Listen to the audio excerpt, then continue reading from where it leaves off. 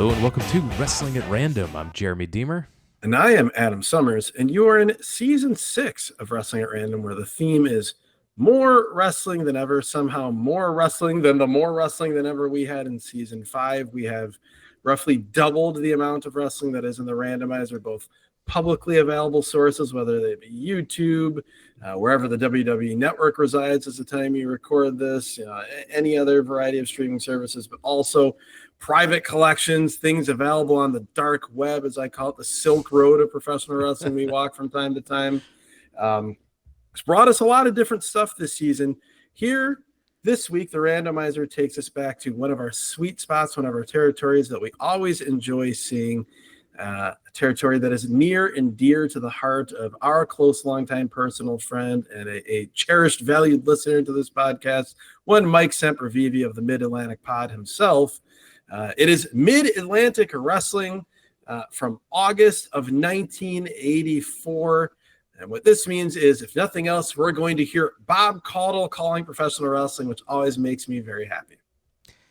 You mentioned we have all that wrestling content in the randomizer. We fire it up every week. It picks something for us to watch at random. Could be anything from that list. And it's taken us back to Mid-Atlantic, thank God, because we're on the home stretch here for season 6. If you can believe it, it's almost already over. Hard to believe that this season, as we head towards 30 episodes and closing out the season, it is wild to think we're already almost there. And I was looking back at how many trips has the randomizer taken us to Mid-Atlantic. This is the 4th time in 6 seasons that the randomizer has taken us to Mid-Atlantic. Does that count the NWA Boogie Jam show from 84, which was not a Mid-Atlantic TV show, but that's a Mid-Atlantic big card? It does count the Boogie Jam. So season 1, episode 6 was the Boogie Jam from 84, March of 84. With a great Ric Flair, Ricky Steamboat match. Season 2, episode 23 took us to a Mid-Atlantic TV show from November of 84. So this show we're going to review is from August of 84. So this will be our 3rd trip to 1984 Mid-Atlantic. We also had a 1985 episode, May of 85. That was season 3, episode 20. So any of those episodes right now in your bonus content, we do a deep dive into... In your free feed. I'm sorry, in the free feed, in the back catalog there, we do a deep dive into the history of the Mid-Atlantic territory. We talk a lot about the time, 1984, 1985. So go back and listen to those episodes where we do the deeper dive there. And we have 3 bonus episodes over on the bonus feed, patreon.com/wrestlingatrandom. There we have over 220 plus episodes at the time of this recording over in the, those are all episodes you haven't heard. One of them's an episode you would have heard because we did drop it into the free feed. It was episode 130 where Mike Sempervive joined us as a guest to break down that episode of 1982 Mid-Atlantic television. Episode 180 was from 85 and episode 173 was from 82. So 3 additional episodes in the bonus feed for Mid-Atlantic as we come for the 4th time here to the free feed. We hear that great opening theme song. We hear the great Bob Caudle as our announcer. It makes me so happy. One of those voices that just, if you're a wrestling fan of a particular age, and you grew up on any variety of NWA wrestling, it is just, you just feel at home when you hear Bob Caudle. Like I know I'm going to be well taken care of by the play-by-play man for the next hour when I hear him. Yeah, and like those of you who are only familiar with Bob Caudle of like late 80s WCW, this is different Bob Caudle. This is completely different. It's prime Bob Caudle, and he's also doing a different job. He is the play-by-play guy. He is the lone voice you'll hear throughout the show, whereas he was really there just to kind of support and supplement Jim Ross in kind of a color commentary role, almost in a less effective but kind of It's actually very similar to Dynamite Tony Schiavone, where he's just basically there to reiterate how cool and amazing the stuff that you're seeing is. That is what Caudle would be doing in like 89, just going, oh my God, this is crazy. This is cool. He was the David Crockett of 89. Yeah, exactly. David Crockett. Yeah, exactly. He was basically the midpoint between like David Crockett in like the early to mid 80s and Tony Schiavone in like the 2020s. Our opening match on this show features a Mid-Atlantic heavyweight champion that I did not know was a Mid-Atlantic heavyweight champion. Neither did I by any stretch. Angelo Masca Jr. Now, we've seen King Kong Masca many times on this podcast. We've seen Angelo Masca Jr. I feel like we saw him a lot in like season 1 randomly, and then we've barely seen him at all for legitimately, I feel like 3 or 4 calendar years here that we've been doing this show. Yeah, so in the times we've seen him, never have I known that he was the Mid-Atlantic heavyweight champion at some point. And it's also interesting that I feel like a lot of the times that we saw him was like, it was a year or two after this. And like they didn't bother, like you would think, oh, former Mid-Atlantic champion. Instead they're like, oh God, let's not talk about this. Yeah, I had to go back and look at the history. Masca defeated Ivan Koloff for the title January 25th, 1984. He lost the title back to Ivan Koloff March 18th, 1984. 1 month later, April of 84, Masca won the title back from Koloff. He lost it again a couple weeks later to the Masked Outlaw, who was the Masked Dory Funk Jr. Masca gets the belt back, and then he ends up losing it to Ron Bass in August 29th of 1984. So like 10 days after this show that we're reviewing here, he ends up losing this title to Ron Bass. Well, we sometimes talk about how like the randomizer does us dirty in terms of like, oh man, like they gave us something a week before or the week after, something great that happened on TV. Here, I feel like randomizer saved us. Could you imagine our reaction if we're all excited to fire up an episode of Mid-Atlantic and like the main event of the show is the title change, Ron Bass defeating Angelo Masca for the Mid-Atlantic title? That is just rough on all counts.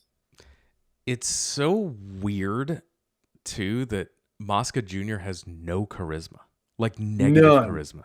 He's the classic, not that I was like a big Angelo Masca guy to begin with, but like he's the classic guy that whatever that intangible thing was that the famous father had, like on paper, the son has a lot of the same attributes, but when you actually see him on the screen, there's none of it there whatsoever. None of it here. I was thinking to myself, do you remember the Angelo Masca Miller Lite commercial that we saw on one of these shows? One of the recent shows from one of the weird far-flung territories. Yeah, he was there with 2 women drinking Miller Lite or whatever, and I was trying to imagine, it was like happy-go-lucky fun Angelo Masca, and I was trying to imagine what Masca Jr. dropped into that commercial would be. Still no charisma. What it honestly reminds me of is like, you know, like I've got bad eyesight, but like if I take my glasses off and like I see Brock Anderson, I'm like, oh my God, it's Arn Anderson. But then like you see him try to cut a promo or just have any presence, or as the kids would say, aura, and it's just not there at all. That is exactly what we're seeing here with Angelo Masca Jr. Like he's not worse than any of the other average wrestlers we'll see on a show like this. Yeah. As far as like he's competent, but there's just nothing there. His opponent, Gary Royal. You've got amateur wrestling early. Royal caught Masca with a back elbow, and that's about it for the offense of Royal. What I noticed on this back elbow off the whip, the height difference in this match is hilarious. Like when you see Angelo Masca standing on one side of the ring, just in an isolated shot, and then the camera switches and you see Royal for the other side, like you don't think there's that much a difference in height. And then when they are next to each other, it's like Masca is Andre the Giant or something here. Masca with arm bars, head scissors on the mat. Uh, Masca with a leapfrog and then a flying forearm, like Tito Santana style. Nasty flying for him. This was actually pretty good. I like this. And then he goes to the top rope, hits a crossbody, and Masca Jr. gets the pin. My only notes on this match really have nothing to do with match one. I was not prepared for, I guess maybe the only thing I was less prepared for about Angelo Masca than him being the Mid-Atlantic champion was his build and his haircut and his look facially being a dead ringer for Alberto Del Rio. That's a good comp, yeah. I was like, this is not something I expected. I also like doing fashion corner for the arena. It's not quite a studio, but this feels like a smaller arena than a lot of the Mid-Atlantic or worldwide shows would be taped in. Also, I love it reminded me of the ECW arena where you've got like the big like built into the wall industrial size fan in the wall, because clearly they don't have air conditioning. It's August and it's incredibly hot out. Like, this feels like a summer wrestling show. Last point on Masca Jr. He was trained by his father and Denny Brown in Florida. Shocking to not see Denny Brown here either as the junior heavyweight champion or challenging for the junior heavyweight champion. He debuted in 1982 with Jim Crockett Promotions in North Carolina. And Masca Jr. retired from wrestling in 1988. Wow. Short run. 6 years. Bob Caudle is with J.J. Dillon.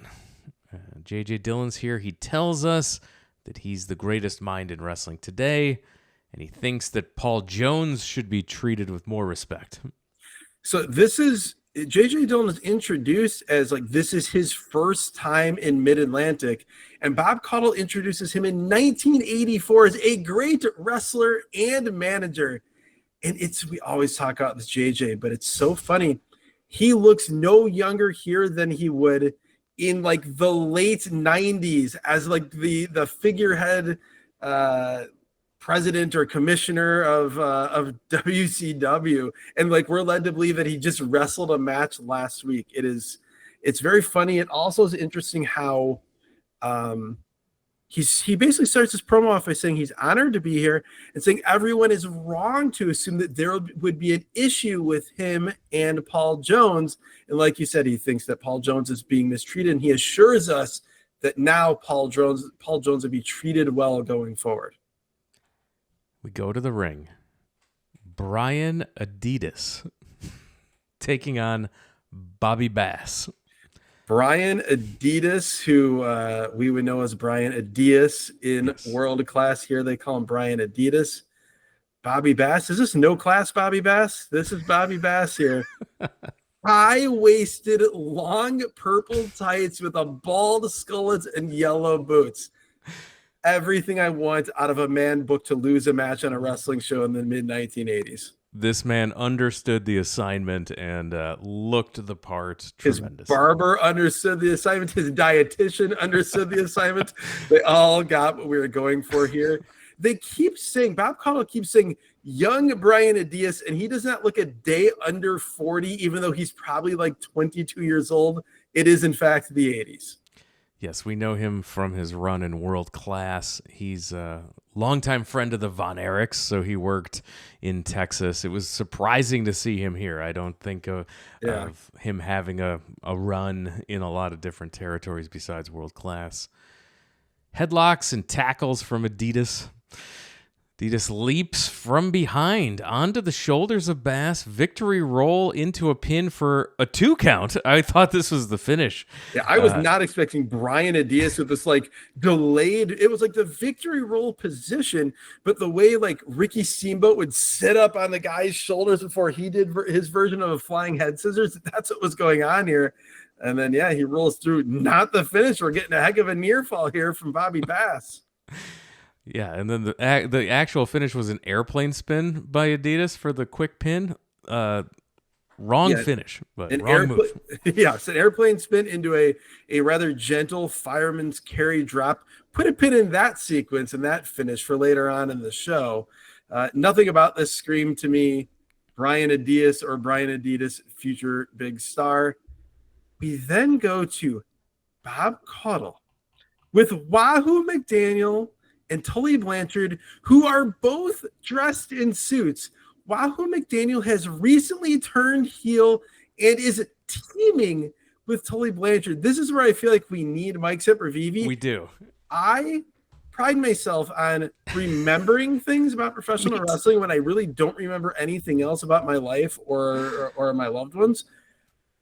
I have no recollection of either experiencing this in real time. Granted, I was only 3 years old at this point, but even like hearing about it after the fact, a year or two later in magazines, or hearing anyone talk about it, since I do not remember or know of this heel Whaoo McDaniel Mid-Atlantic run.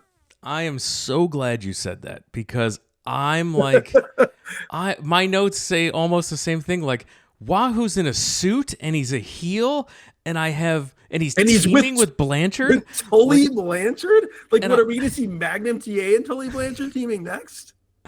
I have no memory of this. I have no reference to this. Like, I'm glad you mentioned that nobody talks about it. It's so weird, because like I feel like we would always be like, oh, you know, that time Wahoo was walking around in a suit being a heel. Even like one of my favorite things to do, like I'm the type of person, like I can't fall asleep without listening to something. So I'll like listen to old Art Bell episodes, or like I'll listen to someone on the Observer board puts together year by year compilations. Each of them are like 9 or 10 or 11 hours long of just the Q&A portions of Wrestling Observer shows with Dave Meltzer. It's just like one long file they edit together. And like, so I've probably listened to, I'm not going to lie, like 50 or 60 hours of those. I have never, and it's all people sending questions. It's not just matters of all time. I've never heard anyone ask about the Whaoo McDaniel Mid-Atlantic heel turn. So your homework assignment is on the next Big Audio Nightmare. When you finish the show, at the end of the show, when you talk about what's give our coming up plugs, about Wrestling at Random, when you give your plugs, say, I have one thing to ask you about. Tell me about this Whaoo McDaniel heel run. Let him go. So save some time at the end of the Big Audio. I feel like much like a Nelson Royal promo, I feel like Mike needs to be a campfire. He needs to sit me down, maybe be wearing a cowboy hat, and just tell me what this was all about, because I don't understand it. It's also weird because the most recent show we did, if you're listening in linear fashion, was that episode of Monday Night Raw with psychotic, weird heel Steve Austin. And then what do we get the next week? Well-dressed heel Whaoo McDaniel. Equally bizarre. So we see Dusty and Tully in a match. Whaoo breaks up a figure four from that Dusty had on, and then Tully, doing voiceover over this clip, says that he was attacked after the match from behind, which is not what we're seeing in the visual, which is always hilarious. I always love gaslighting from heels with the visual proving them wrong happening at the same time. We see Whaoo beating up geeks while Tully hits a pile driver on Dusty Rhodes. This is so freaking weird to see multiple post-match beatdowns with Tully and Whaoo laying waste to baby faces. It reminded me of, and this was late stage, so it didn't really matter, but like when Dusty Rhodes takes off his button-up shirt and reveals an NWO shirt and drops an elbow on like Larry Zbyszko or whoever it was and is celebrating with Scott Hall. That's what this felt like in terms of just like, this doesn't feel real. They laid out 5 baby faces and Dusty Rhodes. We see the world champion Ric Flair getting double teamed by Tully and Whaoo. They spike pile drive Ric Flair. The baby faces all carry out the injured world champion. The awesome twosome, they called themselves, and they say they did that. All good stuff. Yeah, the awesome twosome. I will say, they did a very good job of catching us up with both with what happened, seeing these angles, and Whaoo explained. Bob Caudle's like, basically, what the hell is wrong with you? it says the fans have been asking, what's wrong with you? And Wahoo says, no one else would do it for me, so I am trying to make the American Indian a first-class citizen in this country. That's why I'm wearing these suits. And then he says that while he and Tully had been around and around and beating the hell out of each other, he said Tully is the only guy who is willing to put the TV title or the U.S. title, whichever belt it was, the TV title, on the line against him. And he talks to all his babyface friends who had been champion and would never give him a title shot. So as weird as this is to see, you get a somewhat believable, logical reason as to why this man would have done this. We go back to the ring. Assassin number 1 with Paul Jones. This is Jody Hamilton under the mask. Looking relatively svelte by Assassin number 1 standards. Like, obviously he's not skinny, but I feel like we've seen him much heavier. Oh, yeah. And taking on Doug Vines. Assassin has a taped fist. 2 taped fists. He looks like he's ready for a street fight. They grapple on the mat. Assassin wins with a forearm strike. This was nothing. These are words I never thought I would hear myself say after 6 seasons on this podcast. Paul Jones was entertaining on commentary here, joining Bob Caudle, as he says, the taped fist is like lightning. You need slow motion to be able to see it.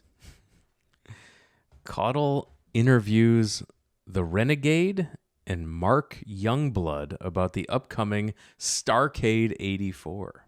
Upcoming meaning 3 months from now. They are trying to sell tickets. This feels like modern day with AEW, where it's like they're shilling all in like 6 months before the pay-per-view happens. Here we're in August. It's not till like Thanksgiving time that Starrcade is going to be happening, but you got the Starrcade, you got the graphic on screen telling people where to buy tickets.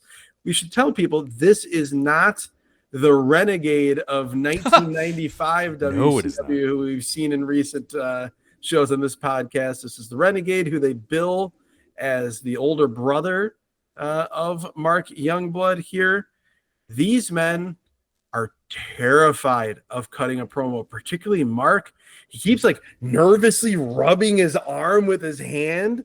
The Renegade is cutting a long, terrible promo. He just keeps going on and on. I did like, though, how he mentioned Whaoo McDaniel and what Whaoo McDaniel did. Babyface is not involved with the storyline of the guy that's the top heel or the heel turn, but whatever the biggest angle is, everybody on the show has thoughts on it. Every wrestler. Yeah, it's so important. It's one of the things that a lot of modern wrestling has gotten away from. We love when we see it here in shows past, where there's the most important thing is the thing that everyone's talking about before they talk about their own thing. I honestly think a lot of it is in modern. It's the wrestlers themselves that don't get it. There was an episode of AEW, I believe it was Collision, after the brutal attack by Kazuchika Okada on Kenny Omega, setting up their match at All In 2025. Where the almost comedic level of blood that is spewing from Omega's mouth. And then there's a match, a segment or two later. It's Tony Schiavone and Nigel McGuinness on the call, and Daddy Magic Matt Menard is out there because there's a Daniel Garcia match. And Nigel 3 or 4 times tries to tee it up for Matt Menard to have a thought as a babyface on what happened to fellow babyface Kenny Omega, and Menard just doesn't bite, which was shocking to me because like he's a guy who feels like such an old school wrestler at the way he approaches things, but yeah, like that, it makes every doing that, it makes the thing that's happening feel like the biggest thing. It makes it feel like it matters. They close this promo talking about wanting Ivan Koloff and Don Carnoodle, who are the tag team champions. We go to the ring for Mark Youngblood and the Renegade taking on Jesse Barr and Jeff Sword. We are becoming a Jesse Barr podcast. Yes, and also we've had Jeff Sword on quite a few times. I wish we had him on. I'd love to talk to him, but he's been in matches that we've reviewed. It's tremendous. Like Jesse Barr is like he's not a jobber. Like, he's a terrible promo, but he's a guy. But he's basically in that like jobber plus role. Jeff Sword is a pathetic human being.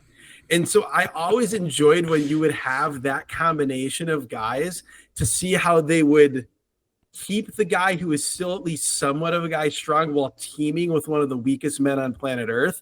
And that is 100% what we have here. Jeff Sword, he's got this like he's a short, stocky guy. He's got a mullet. He's got a goatee, no knee pads or elbow pads. Tremendous. If you wanted to know if Mark Youngblood and Renegade are heartthrobs, we get an inset box in the corner showing a couple of ladies enjoying Youngblood and Renegade. This was hilarious. I don't even remember like the height of the craze of the Von Erichs around this time period in Dallas, getting an inset box of women swooning. And the fact that it was over Mark Youngblood and the Renegade, I'm going to choose to believe it was over Jeff Sword. Maybe, they have a type. Renegade with a chop-based offense. Bar with a backbreaker on Youngblood goes for an atomic drop, but Youngblood tags Renegade in, reaching back while he was in the air. They double atomic drop Bar, and then Sword comes in. They double chop him. Youngblood slingshots his partner from the apron over the top into the ring, hitting a splash on Sword and getting the pin. You mentioned that backbreaker. It's hard to do justice to it's hard to describe it properly. It was the strangest setup to a backbreaker I've ever seen.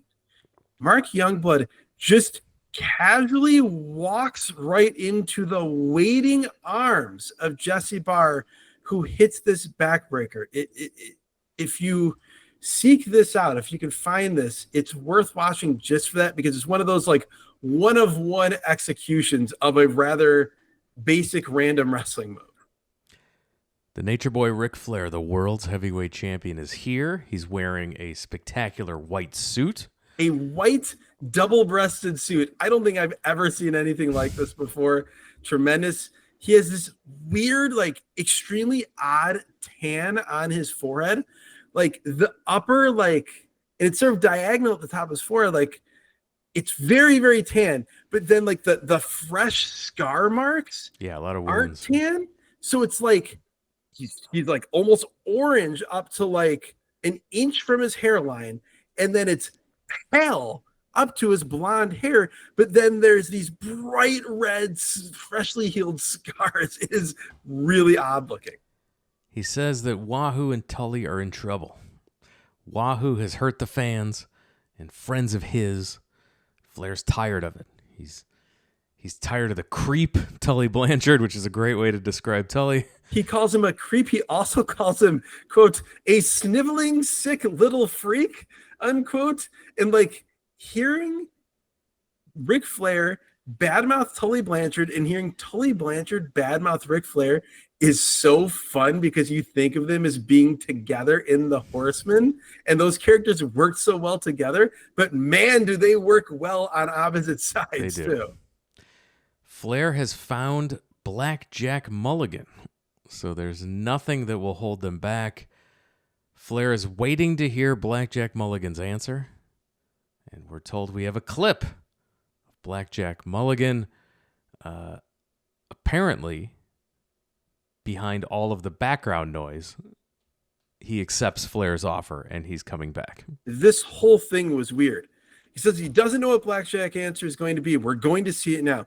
We cut to like a 2.5 second clip of Blackjack Mulligan sitting down like on his ranch with some guys behind him holding shotguns. He says, I've accepted Flair's offer. And he says it in a way that like there's a second half of a sentence or a paragraph or two to come later. And bam, it's just cut, just jump cut. We don't hear what the rest of he's saying. And we're back. And Flair's going crazy saying Blackjack's going to be here. I hope it's going to be in Greensboro. So it's the biggest building in the territory that everyone can see it. And then Flair ends this promo talking about how great Michael Jordan is and how the 84 Olympic basketball team will win because everyone from North Carolina is awesome. Yeah, I assumed that they cut him off because he was surrounded by cicadas. The audio was so horrendous. This was a classic, like, they did not have actual mics. They were depending entirely on the mics on the cameras themselves, and the environment, as you said, was not conducive to picking up audio. Now let's hear a clip of Ric Flair closing out this promo. You see, Mulligan, I knew if you had a few minutes to think about it, and I knew if you had a few minutes to let it eat away at your gut, the decision wouldn't be hard at all. Now I wonder what's on the mind of one Whaoo McDaniels and one Tully Blanchard. Because you take this world championship, you put it aside. Mulligan and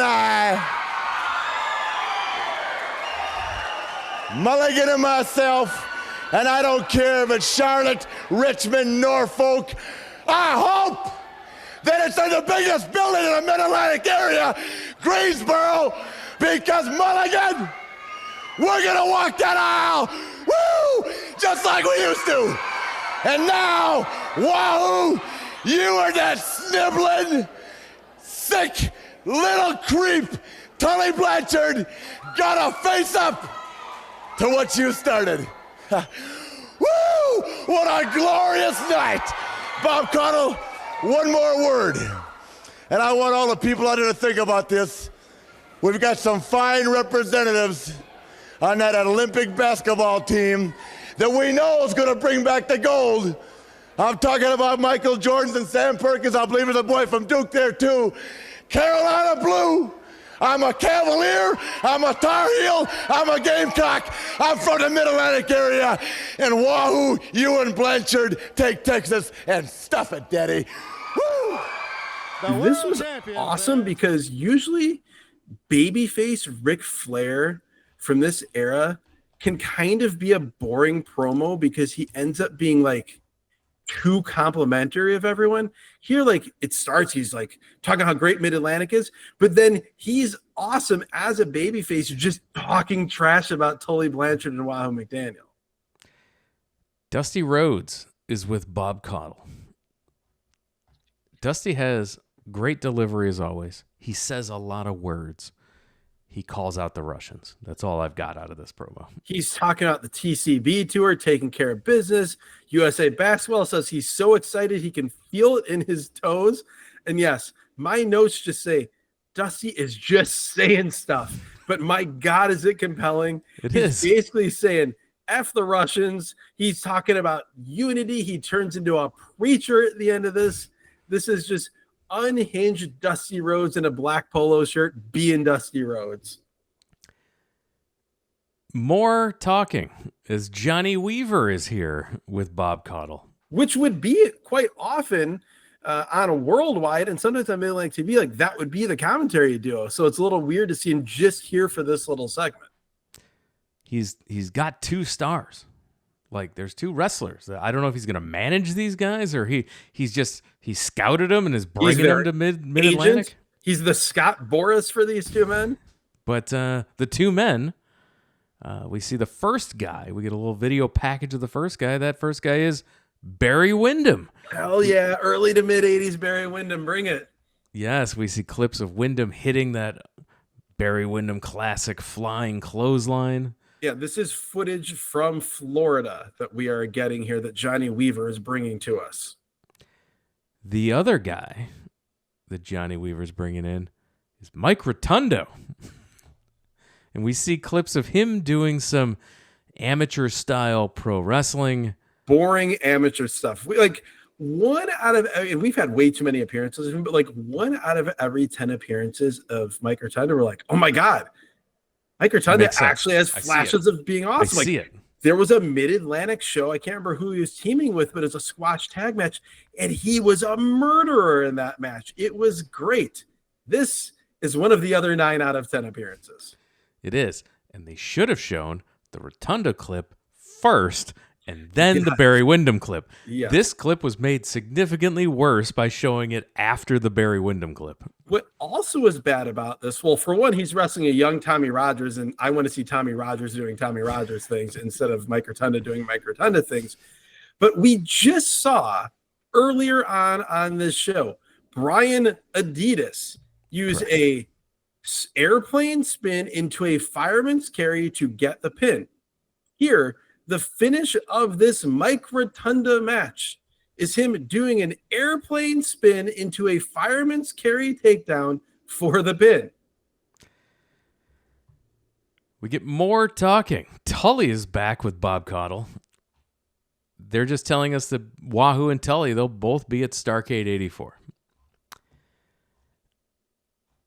I had to look up what happened at Starrcade 84 with these two guys. At Starrcade 84, Tully Blanchard defeated Ricky the Dragon Steamboat to retain the NWA World Television Championship. That sounds like a match I would enjoy watching. And for the United States Heavyweight Championship, Whaoo McDaniel defended his title against superstar Billy Graham. Wow. So wait, was it still heel Whaoo McDaniel against Babyface 1984 Mid-Atlantic? Was it karate style? It had to be. It had to be Karate Man. That, talk about a match that's like a time capsule in like a really strange period each in two legendary careers. Heel Whaoo McDaniel against karate superstar Billy Graham. We've got more interviews as Don Carnoodle, half of the tag team champions. He's here. He says that they will play the Russian national anthem. We get loud USA chants. He says they will play the Russian national anthem for his son, Nikita. The whole story here is that Don Carnoodle, like, it's not a Barry Darsow thing where he's saying he is Russian, but he is an American who is choosing to team and sympathize with the Russians. He is here in an unbuttoned, double-breasted suit. You have never seen a man look more like a 1970s drug dealer or pimp than Don Carnoodle does here. It's quite the look. The Russians are in the ring. They have flags and bandanas that say USSR, Russia #1 T-shirts, and they are holding their portions of these six-man tag team titles. In addition to, as you said, Ivan and Don Carnoodle are the tag team champions. Yeah, the Russians in this match, Ivan Koloff and his nephew, Nikita Koloff, taking on the team of Bret Hart. Not that Bret Hart. This is the Barry Horowitz varietal of Bret Hart. With two T's, Hart. And is this, they never said it, is this it's a young Sam Houston? This is Sam Houston. That is correct. Talk about a guy that we've become a podcast of, Sam Houston. Sam Houston misses a crossbody in hilarious fashion. There's so many great things here. Ivan whips Sam Houston off the ropes, and Sam just collapses, like in Toy Story when the kid is playing with the toys. He's playing with Woody, and then the parents come in, and Woody has to act like he's not alive. He just collapses to the ground. That is what happens here from Sam Houston. Bret Hart comes in a top rope cross body block that Ivan Koloff just stuffs. This is amazing. Hart tries a tackle, but ends up bouncing off of Nikita. This was tremendous. That's what I was describing. I guess, yeah, it was Nikita, not Ivan. This was tremendous. We get a Cobra Clutch by Nikita on Hart, and he is out as the show goes off the air. This Bret Hart, this young Barry Horowitz, he's heavier than you would think of Barry Horowitz being. He looks like a dead ringer junior heavyweight Iron Mike Sharp here. And it's very funny seeing him team with one Sam Houston. But like you said, that's it. Ivan throws Sam to the floor. Nikita submits Hart, and the credits roll. That's it. That's the television program. Yeah, this has to be like the least eventful Mid-Atlantic show that I can remember us reviewing. Of the 6 that we've watched, this this is the first time that like really no angles, nothing really got moved forward. There wasn't a big thing to recap. It just kind of No. And there was no defined big arena show in the territory that they were yet building to. Clearly, we saw the footage of the stuff with Tully and Whaoo as heels. That was from a big arena show. So like they were clearly maybe a week or two off of that. And like the programs weren't set yet going into the next one. So this was sort of a killing time, sort of caretaker show, just get to the next week. It wasn't bad. No. The promos for the most part were outside of Youngblood and Renegade. They were all good. I mean, you've got Ric Flair cutting a great promo. Dusty Rhodes cutting a crazy promo. You never mind hearing Tully, the oddity, the curiosity of heel Whaoo McDaniel cutting a promo. Like, yes, it was fine. Super easy watch. Really, just it was fun. Favorite thing on this show? Nothing approaching a competitive match on the show. It's granted, like we've seen other Mid-Atlantic shows that kind of follow that format. A lot of really short squash matches, but I feel like there's usually one or two more of those than we got here. As far as favorite things, I mean, I don't know. I mean, there's a lot of curiosities on this. Obviously, first and foremost, Whaoo McDaniel is a heel. It was interesting. I'm glad we got the show for no other reason than to experience that. I would not have known or realized that was a thing. It was a curiosity seeing Brian Adias here as a young babyface in Mid-Atlantic. Some fun. We had Jeff Sword, who's always entertaining and pathetic. I would say for me, though, of everything, the Ric Flair promo. Yeah. Because it was Flair as a babyface still feeling like the Ric Flair character because he had someone that he could really, even though he wasn't on screen with at the time, someone that he could really play off of and say heelish things about that the fans would still think of him as a babyface, that obviously being Tully Blanchard.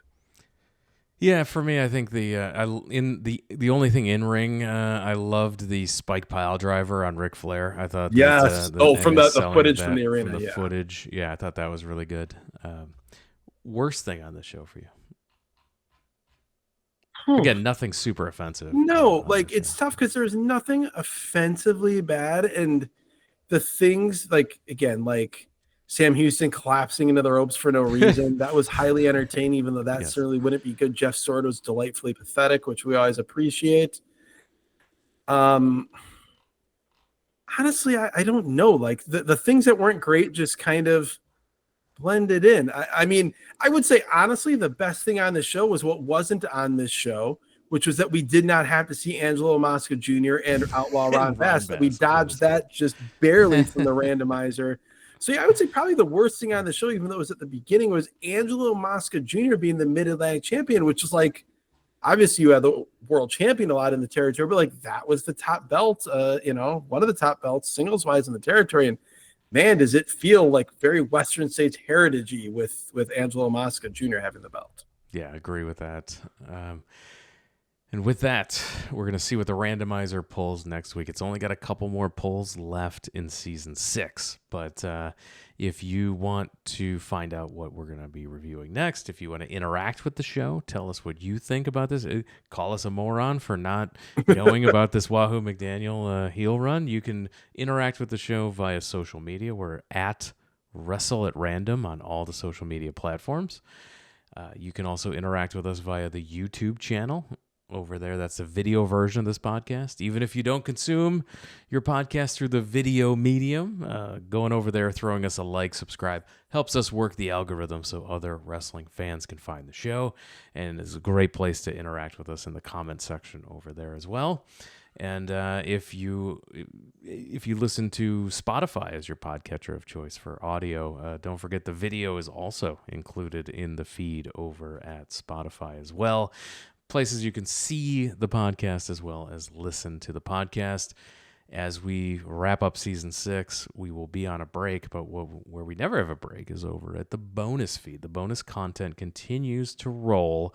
We're over 200, almost 230 episodes over there. Those are new evergreen content episodes that you have not heard yet. So You can subscribe. $5 unlocks the entire back catalog, all those hundreds of episodes. A great way to entertain yourself in between seasons as we let the randomizer cool down, and then we reload it with all the information. We have to take a break for that one. So over at the bonus feed, patreon.com/wrestlingatRandom is where you will continue to get all that great bonus content. And with that, we're going to wrap it up and call it a podcast. Adam, thank you for joining us. Thank you, Jeremy. And I'll say thank you, Randomizer. Even if this wasn't the most eventful episode of Mid-Atlantic, it's always good, easy, comfort food wrestling to watch. We'll see if the Randomizer brings us more of the same next week or goes way off the board, which it has been known to do this season. Thanks again, everyone, for listening, and we'll talk to you again